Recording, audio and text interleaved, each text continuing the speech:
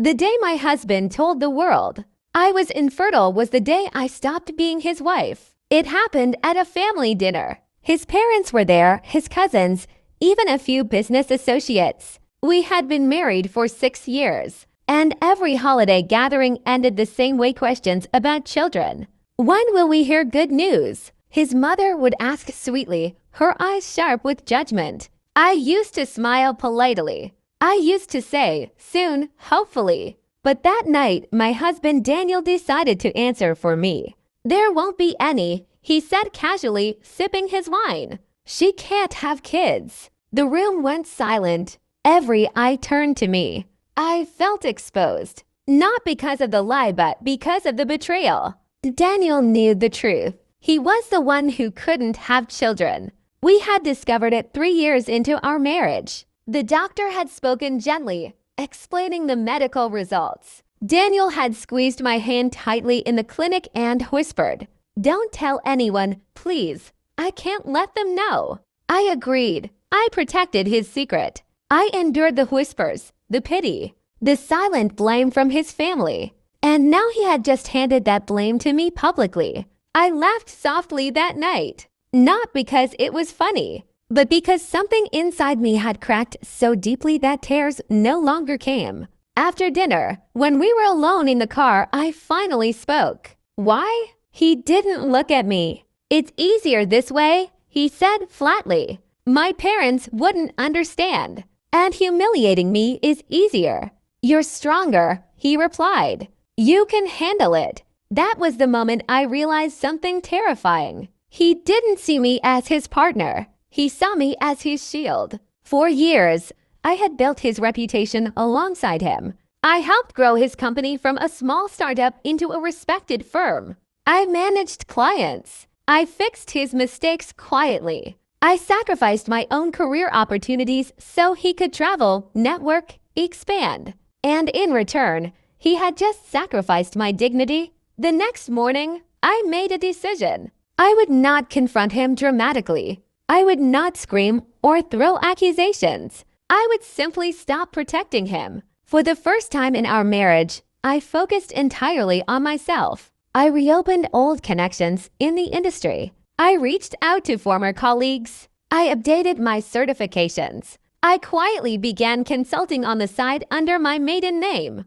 Daniel didn't notice. He was too busy enjoying the sympathy of being the man burdened with a barren wife. His mother began sending me herbal remedies. His aunt suggested religious healers. Family friends recommended adoption, always directed at me, never at him. I nodded politely, and I documented everything. Every public lie. Every false statement he made in interviews about wanting children but accepting. Fate. Every time he hinted that I was the reason his legacy would end. Meanwhile, my consulting work grew.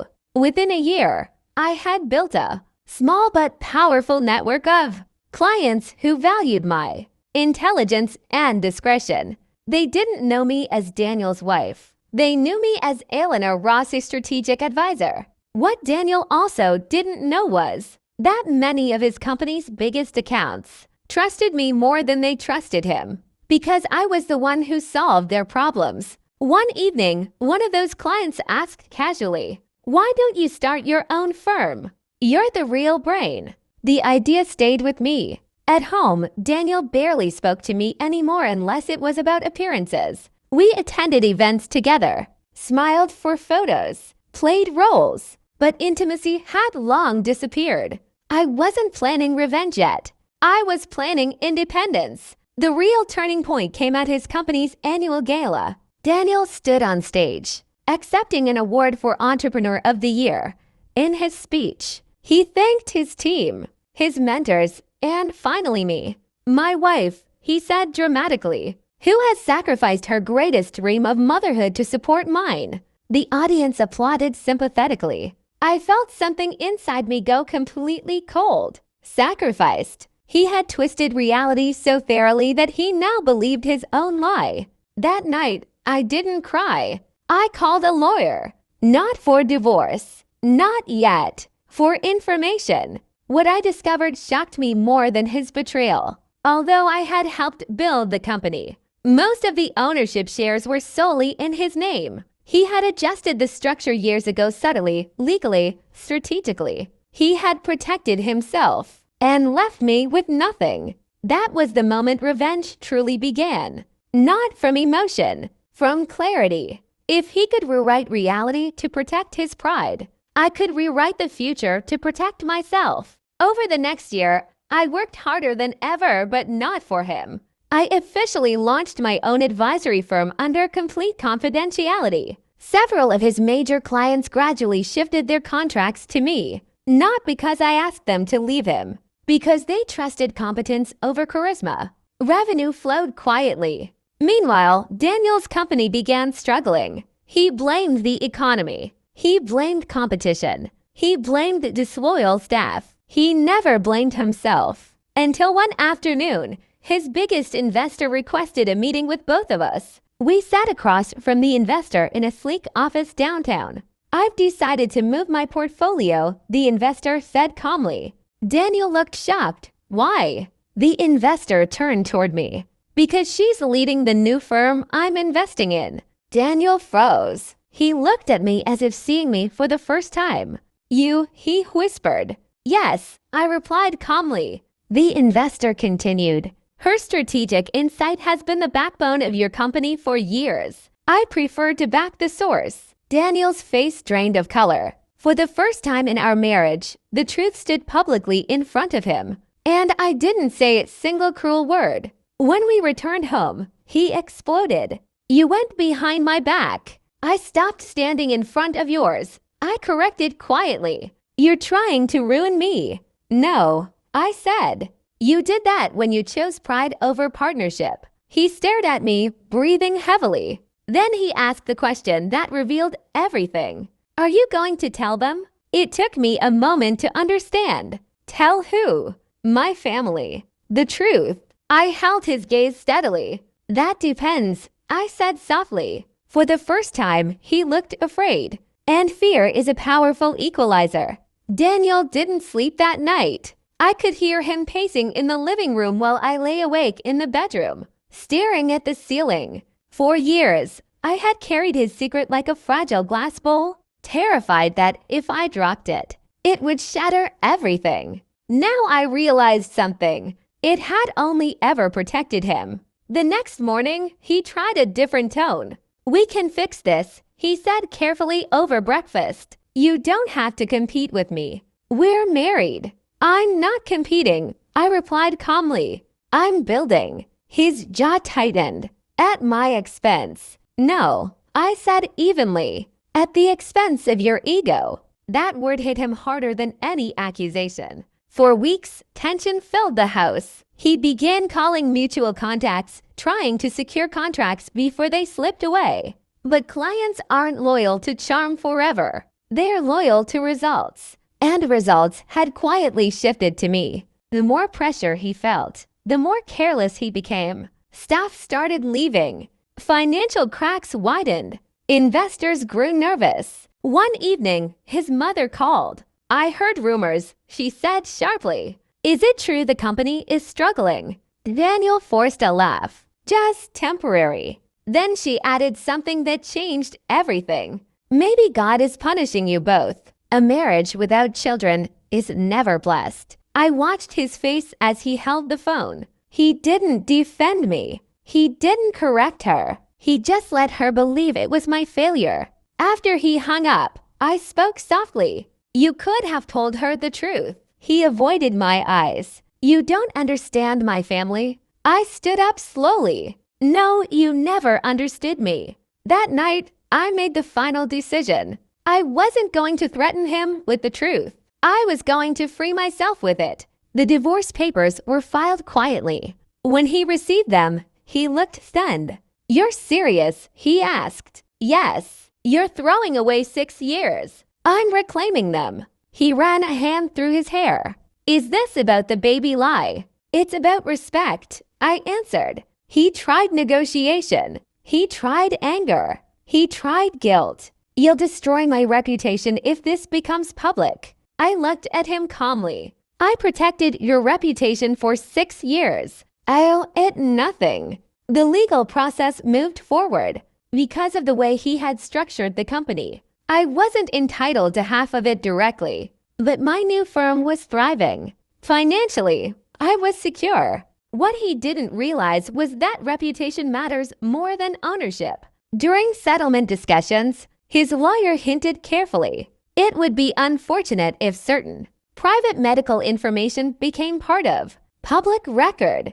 Daniel shot me a warning look. I said nothing. Silence is powerful when the other person knows what you know. The final hearing arrived months later. Outside the courthouse, his parents were waiting. His mother looked at me with cold disappointment. "You couldn't give my son a child," she said quietly. "And now you can't even give him loyalty." For years, I had swallowed words in moments like this. Not anymore. I looked at her gently. "Ask your son why." Daniel froze beside her. She frowned. "What does that mean?" I met his eyes. This was the moment. Not revenge fueled by rage. Revenge built on truth. 3 years into our marriage, I said calmly, "We saw a fertility specialist." The issue was never mine. The silence that followed felt heavier than any scream. His mother's expression shifted slowly from confusion to disbelief. Daniel stepped forward quickly. "She's lying." I held up a single document, a certified medical report. I had kept it for years not as a weapon, but as insurance. "I protected you," I said softly, looking at him, "until you decided my dignity was expendable." His mother's hands trembled as she took the paper. She read it once, then twice. The color drained from her face. "You told us she was the problem," she whispered. Daniel opened his mouth, but no words came. For the first time in his life, there was no shield, no wife absorbing the blame, no story to twist, only truth. I didn't yell. I didn't insult him.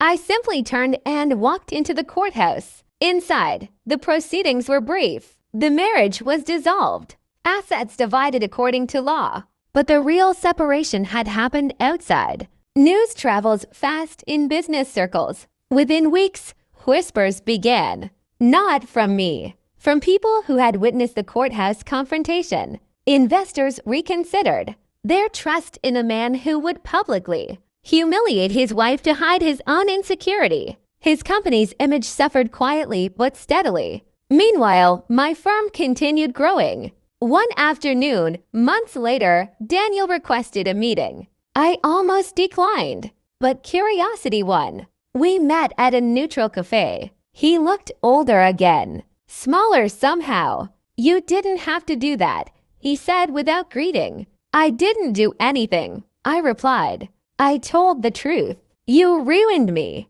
I studied him carefully. "No," I said calmly. "You ruined yourself the moment you chose pride over honesty." He stared at his coffee. "They look at me differently now." "I know the feeling," I said softly. For years, I had endured those looks. Pity, judgment, blame. Now he understood. That was my revenge, not destruction. Reflection. "I never wanted to hurt you," he muttered. "But you were willing to," I replied. Silence stretched between us. Finally, he asked the question that surprised me. "Did you ever love me?" I considered it honestly. "Yes," I said. "But I loved who I thought you were." He nodded slowly, absorbing that. "I was ashamed," he admitted. "I thought if they knew, I would seem less of a man. And making me seem less of a woman felt easier," I said. He closed his eyes briefly. "I'm sorry." The apology was real, but apologies don't erase patterns. "I hope you learn from this," I said gently. "And you?" he asked. "Did you get what you wanted?" I thought about it. Revenge isn't always about watching someone fall. Sometimes it's about watching yourself rise. "I got my voice back," I answered. That was enough. Months later, I stood in my new office overlooking the city skyline. My company had expanded internationally. I had a team that respected me not because of who I was married to, but because of what I built. One evening, as I prepared to leave, a colleague asked casually, Why did you start this firm alone? You could have partnered with anyone. I smiled slightly because I needed to prove something to myself, not to Daniel, not to his family, to me, that I was never the weak one. That strength isn't loud. It's patient. It waits. It builds quietly until the truth speaks for itself. A year after the divorce, I received a handwritten letter from Daniel. He wrote about therapy, about confronting his insecurities, about learning that masculinity isn't defined. He didn't ask for forgiveness. He simply thanked me for forcing me to face myself. I folded the letter carefully, and for the first time, I felt no anger at all, because revenge had never been about humiliating him publicly. It was about refusing to carry his shame any longer. The day he told the world I was infertile, he thought he was protecting his pride. He didn't realize he was giving me clarity. And clarity is more powerful than revenge fueled by rage. As I looked out over the city lights, I realized something quietly profound. He lost a wife who would have protected him forever. I lost a man who hid behind me. Only one of us truly gained freedom. And this time, when people asked me about children, I smiled honestly. My life, I would say, is exactly the way I choose it to be. And no one would ever use my silence as their shield again.